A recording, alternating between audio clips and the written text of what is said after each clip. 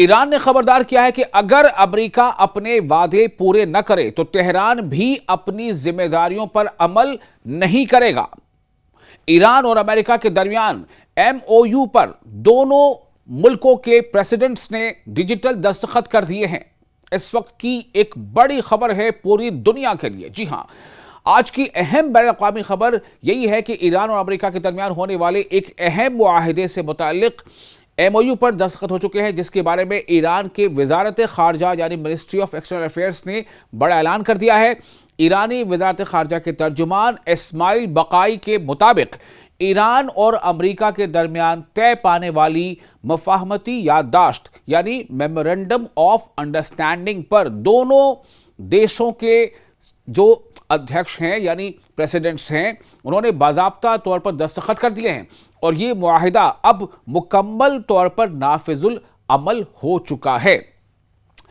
तर्जुमान ने बताया कि मुआहिदे पर, मिनिस्ट्री ऑफ एक्सटर्नल अफेयर्स के जो तर्जुमान हैं ईरान के, उन्होंने बताया कि मुआहिदे पर दस्तखत रिवायती तकरीब के बजाय डिजिटल तरीके से किए गए हैं। इसी वजह से स्विट्जरलैंड में किसी रस्मी तकरीब का इनेकाद नहीं किया गया। इस्माइल बकाई का कहना था कि माजी के तजर्बात को मद्देनजर रखते हुए ईरान ने यह तरजीह दी कि मुआहिदे पर दोनों मुल्कों की आला तरीन क़यादत दस्तखत करे। इनके मुताबिक जब किसी मुआहिदे पर मुल्कों के सरबराहान यानी कि जो टॉप लीडर्स हैं वो खुद दस्तखत करते हैं तो इसकी खिलाफ वर्जी करना ज्यादा मुश्किल और महंगा साबित होता है।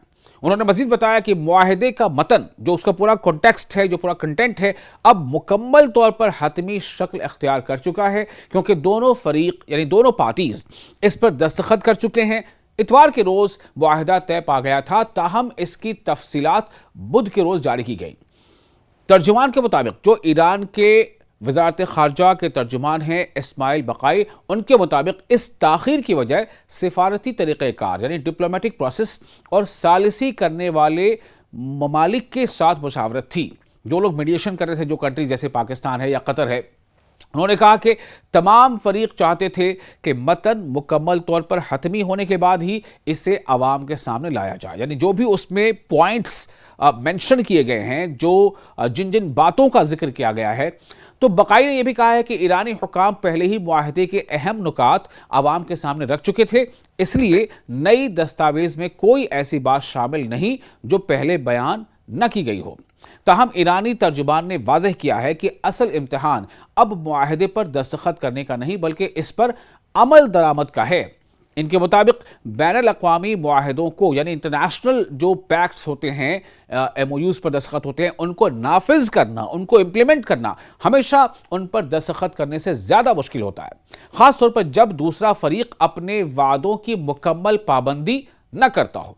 उन्होंने जोर देकर कहा कि ईरान जंग के दौरान हासिल होने वाले तजर्बात और कुर्बानियों को नहीं भूला, इसीलिए तेहरान मुस्तकबिल में अमेरिका के हर इक़दाम पर गहरी नज़र रखेगा। इस्माइल बकाई ने दो टूक अंदाज में कहा है कि अगर अमेरिका अपने वादों पर अमल करने में नाकाम रहता है तो ईरान भी अपनी जिम्मेदारियों पर अमल नहीं करेगा। इनके मुताबिक ऐसा हरगिज नहीं हो सकता कि ईरान अपने तमाम वादे पूरे करे जबकि दूसरा फरीक, दूसरी पार्टी अपनी जिम्मेदारियों से बचने की कोशिश करे।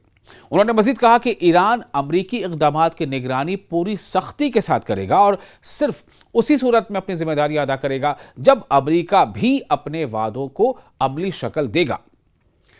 तो दोस्तों, ईरान और अमेरिका के दरमियान यह मुआहिदा खित्ते में कशीदगी कम करने का, जो पूरे रीजन में एक तनाव बन गया था, जिसको लेकर के स्ट्रेट ऑफ हॉर्मुज़ पर काफ़ी असर पड़ा था, स्ट्रेट ऑफ हॉर्मुज़ से गुजरने वाले जो कंटेनर्स हैं, ऑयल टैंकर्स हैं, उन पर काफ़ी असर पड़ा था और इसका असर ये पड़ा था कि कई मुल्कों में महंगाई बढ़ गई थी। ख़ास तौर से जो पेट्रोलियम प्रोडक्ट्स हैं या जो गैस से जुड़ी चीज़ें हैं, एलपीजी हो या दूसरे सीएनजी हो, उनकी कीमतें बढ़ गई थी और उनके बढ़ने के अगर कई जो खुर्दनी अशिया होते हैं, खाने पीने, तो उनकी महंगाई बढ़ गई थी। अब उम्मीद की जानी चाहिए कि इससे तमाम चीज़ों से थोड़ी राहत मिलेगी, जो कि अहम पेशरफ्त से इसलिए माना जा रहा है। लेकिन इसकी कामयाबी का इन्हिसार इस बात पर होगा कि दोनों देश, दोनों मुल्क, अमेरिका और ईरान, अपने अपने वादों पर किसी हद तक अमल करते हैं और किस हद तक अमल करते हैं। आप इस डेवलपमेंट के बारे में क्या सोचते हैं? आपकी क्या राय है? आप अपनी राय हमें कमेंट सेक्शन में ज़रूर लिखें और वीडियो अगर आपको पसंद आया हो तो इसे लाइक भी करें और शेयर भी करें।